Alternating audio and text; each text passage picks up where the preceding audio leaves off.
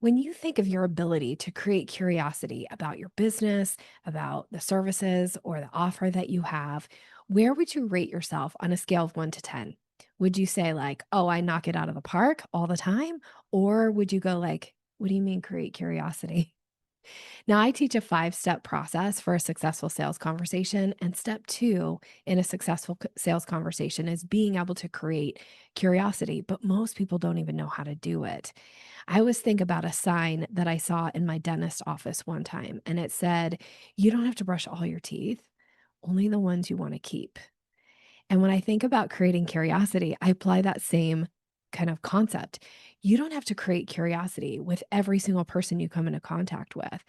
But if you're not sure if you're talking to a prospective client or if there is some potential there, then creating curiosity is a really good way to figure out, could there be opportunity? Could you be a resource to this person? Could they potentially be a client for you?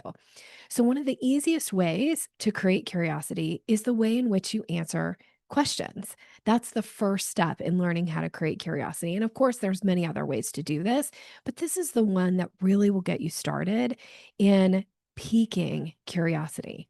So think about when somebody asks you a really common question, like let's say that you're at an event and somebody says, "Oh, is this your first time here?" You could just give a very basic answer to this question. You could say, "Yes, it's my first time here," or, "Oh no, this I've been a few times." But that doesn't actually pique any curiosity. It doesn't open the door for conversation to go any further, right? So what if instead of saying, "No, I've been here a few times," you could say, "Actually, I've been here a few times. I first came because I spoke at so and so's event and they invited me." Now, that potentially gives the other person a little bit of information about you that could pique their curiosity and want to know more. They might say, "Oh, what event?" Or, "Oh, what do you speak on?" Or, whatever the question is that comes up, but that is what opens the door to further conversations. So think about as you go about your day today, how you are responding to questions that people ask you. Are you giving short, basic answers?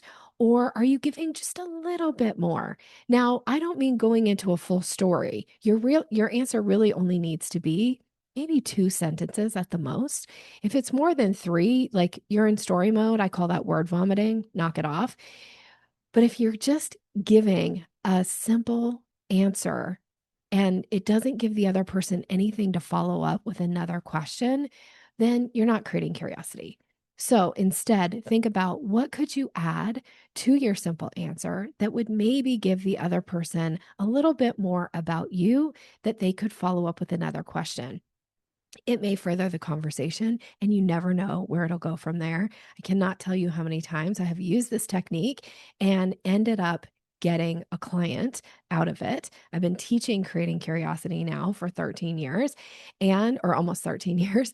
And many of my clients will come back and go, "Oh, I just booked 3 clients at an event. How'd you do that?" "Oh, I created curiosity with my answers. I went in and gave a response that spurred further conversation." So that is the challenge for you today, should you choose to accept it. Go out and give a little bit more to your answers. And you can practice this with your friends and family. You can practice it when you're ordering your coffee at Starbucks. You can do it anywhere you want. Just start practicing and see what happens, what kind of conversations unfold as a result. All right, wishing you continued success.